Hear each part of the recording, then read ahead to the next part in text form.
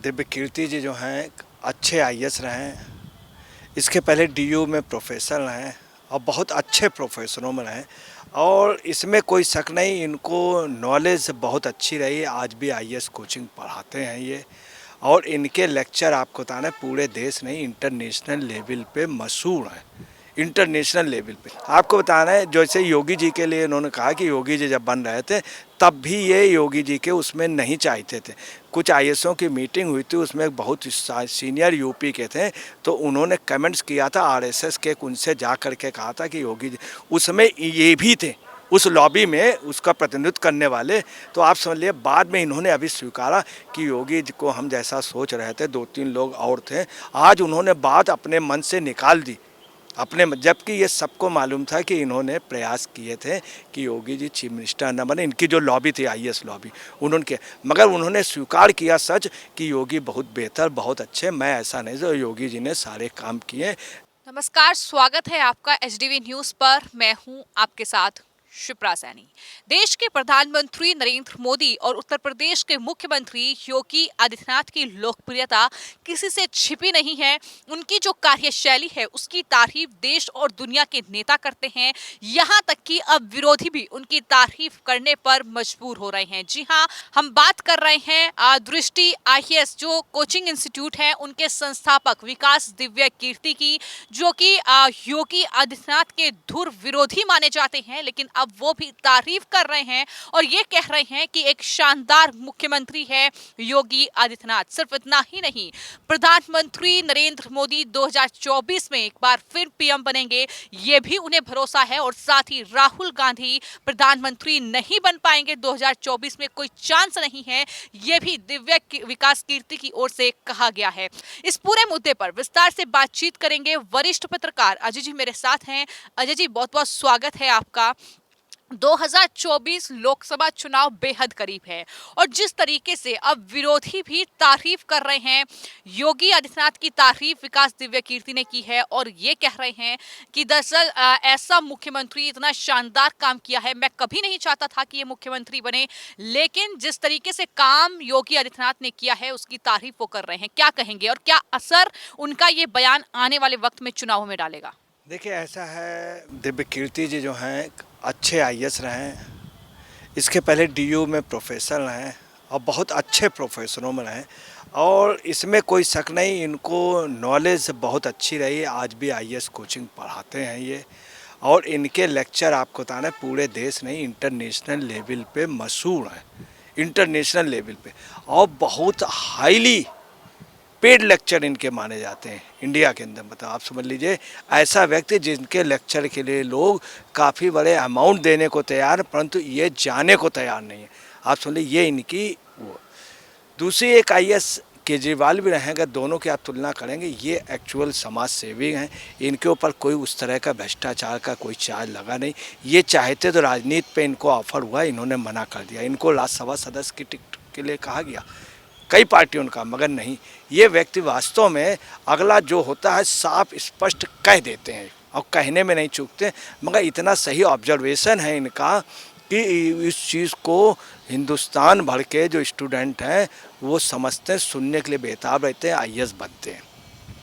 दूसरी आपको इनके बारे में बात बता दें, इन्होंने जो बोला है, इन्होंने एक तो मोदी जी के लिए बोला है कि वर्तमान में उनसे बेहतर कोई नहीं है। दूसरा, इस समय पीएम बनने की क्षमता किसी में भी नहीं है, ये भी उन्होंने बोला, पीएम बनने की क्षमता किसी में भी नहीं है। दूसरी बात, उन्होंने राहुल गांधी के लिए भी बोला है कि राहुल गांधी कुछ अपना अपना उन्होंने परफॉर्मेंस सुधारी है, मगर उनका ये भी कहना अप्रोच रूप से कि प्राइम मिनिस्टर वगैरह पोस्ट में या उस दौर में कहीं दूर दूर तक का वास्ता नहीं है, ये उनका कहना। मगर वहीं उनका कहना है कि राहुल गांधी ने अपनी थोड़ी सी इमेज सुधारी है। मतलब जैसे लोग उनको पप्पू कहते थे, जैसे वो थोड़ा सा वैसे कहीं शक्कर उगाने लगते थे, कहीं कुछ करने लगते थे, कहीं जैसे आरएसएस की बुराई की फिर माफ़ी मांग ली। तो उनका मतलब यही कहना था कि अपनी जो इमेज, जो बड़ी वैसी इमेज आ गई थी पप्पू वाली, वो थोड़ी सी उन्होंने ठीक कर ली है। पप्पू से मतलब एक बार इनडायरेक्ट समझिए पनौती टाइप की, जैसे उन्होंने शब्द बोल दिया फिर वैसे कर लिया। परंतु जो इन्होंने कहा कि राहुल गांधी वहाँ पे स्टैंड नहीं करते हैं, बहुत स्पष्ट। दूसरा, उनके एक मैसेज और निकल रहा है कि तमाम लोग जो पीएम बनने को हैं वो कहीं पर भी स्टैंड नहीं करते। जैसे INDI गठबंधन में नीतीश कुमार चाह रहे हैं, ममता बनर्जी चाह रही हैं, खड़गे साहब भी चाह रहे हैं, उनके लड़के को भी सपने आते हैं कभी कभी कि पापा प्राइम मिनिस्टर बन गए और मैं चीफ मिनिस्टर बन गया कर्नाटक के। तमाम लोग, शरद पवार जी को साउथ से, तो इन्होंने एक इनडायरेक्ट इन्होंने जो कहा है उससे इन नेताओं को समझ जाना चाहिए। इतना सीनियर IAS जिनकी बातें पहले भी सही निकली हैं, सबसे बड़ी बात सही, बहुत सटीक कह देते हैं। आपको बताना है, जैसे योगी जी के लिए इन्होंने कहा कि योगी जी जब बन रहे थे तब भी ये योगी जी के उसमें नहीं चाहते थे। कुछ IASओं की मीटिंग हुई थी, उसमें बहुत सीनियर UP के थे, तो उन्होंने कमेंट्स किया था RSS के, उनसे जा कर के कहा था कि योगी जी, उसमें ये भी थे उस लॉबी में उसका प्रतिनिधित्व करने वाले। तो आप समझ लिए, बाद में इन्होंने अभी स्वीकारा कि योगी जी को हम जैसा सोच रहे थे, 2-3 लोग और थे, आज उन्होंने बात अपने मन से निकाल दी अपने, जबकि ये सबको मालूम था कि इन्होंने प्रयास किए थे कि योगी जी चीफ मिनिस्टर न बने। इनकी जो लॉबी थी IAS लॉबी, उन्होंने, मगर उन्होंने स्वीकार किया सच कि योगी बहुत बेहतर, बहुत अच्छे। मैं ऐसा नहीं, जो योगी जी ने सारे काम किए जो हम लोग उम्मीद नहीं करते। इसका मतलब ये व्यक्ति जो है हर चीज़ को सही बोलने की क्षमता रखते हैं।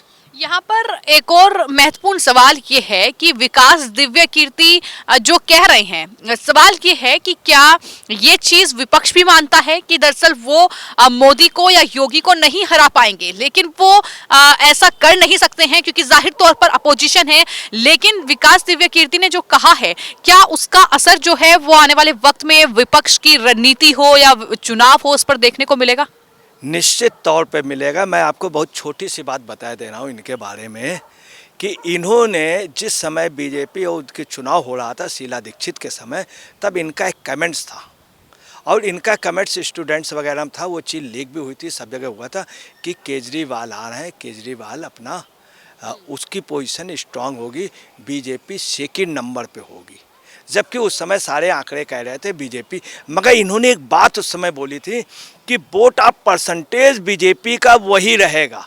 ये इन्होंने कहा था, वोट ऑफ परसेंटेज बीजेपी का वही रहेगा और सबके वोट जाकर के एक को पड़ जाएंगे इनके अगेंस्ट में बीजेपी। वो बात बिल्कुल कट सच निकली कि बीजेपी का वोट ऑफ परसेंटेज 1% बढ़ने के बावजूद भी बीजेपी हार गई दिल्ली के विधानसभा चुनाव में। एक तो ये रहा। दूसरा, इनका कई जगह रहा, हरियाणा में इनका बहुत स्पष्ट कहना था कि पहली बारी में भी यही कहना था कि बीजेपी वहाँ फुल फ्लैश आ जाएगी। दोबारा भी इन्होंने कहा था बीजेपी की सरकार होगी, बड़ा दल होगा, मगर पूर्ण बहुमत पे नहीं होगी। ये इनका कहना था। इन्होंने स्टूडेंट उस समय इनकी बात का काफ़ी क्रिटिसाइज भी होती कि ये पॉलिटिकल एनालिस्ट, और बिल्कुल सही रहा। मैं आपको फिर बता रहा हूँ, इनका और प्रशांत किशोर दोनों के आंकड़े बिल्कुल सही रहे। बंगाल का जब चुनाव हो रहा था तो प्रशांत किशोर ने कहा था मैं किसी भी सूरत में बीजेपी को 100 सीट से आगे नहीं बढ़ने दूंगा। उसके बाद जब चुनाव हो गए, सारे आंकड़े, ममता बनर्जी का आंकड़ा था कि बीजेपी को 125 के लगभग मिलेगी। जब रिजल्ट आए तो बीजेपी को 80 के लगभग मिला, एक आध सीट कम मिली। तब प्रशांत किशोर ने किसी से नहीं कहा कि मैंने भविष्यवाणी की थी, क्योंकि पूरा देश जानता प्रशांत किशोर की भविष्यवाणी बिल्कुल सही निकली, उन्होंने कहा।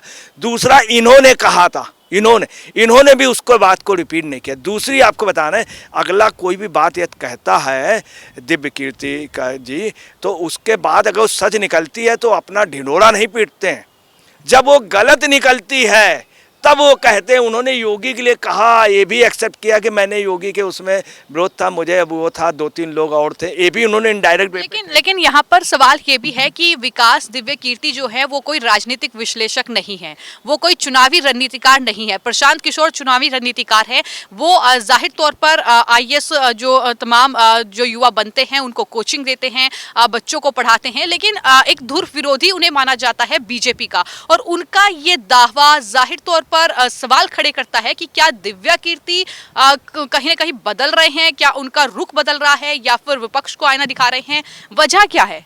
देखिए, मैं आपको क्लियर कर दें कि दिव्य कीर्ति जी को इतनी जबरदस्त नॉलेज है कि आप यहाँ से अंदाज़ा लगाए, DU में जब उनके लेक्चर होते थे, मैंने उनका लेक्चर सुना है। जब लेक्चर देते थे उसके पहले लोग जानते जाते थे और 3-3 4-4 घंटे तक लगातार लेक्चर चलता रहता था। 3-3 4-4 इन्हीं के लेक्चर सुनने के लिए लोग जाते थे, इन्हीं के लेक्चर सुनने।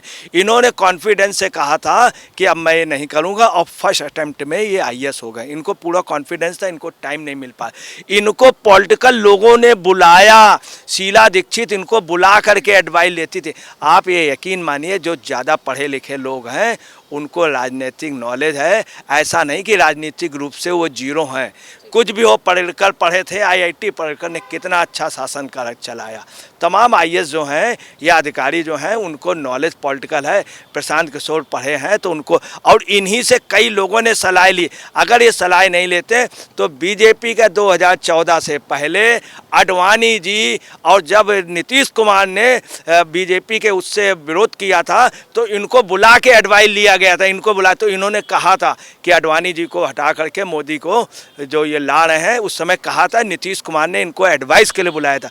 ये अगले की ये है कि जब अगला बीजेपी की कहीं कोई कमी हुई तो अगले ने बीजेपी के जबरदस्त क्रिटिसाइज किया, ओपन किया।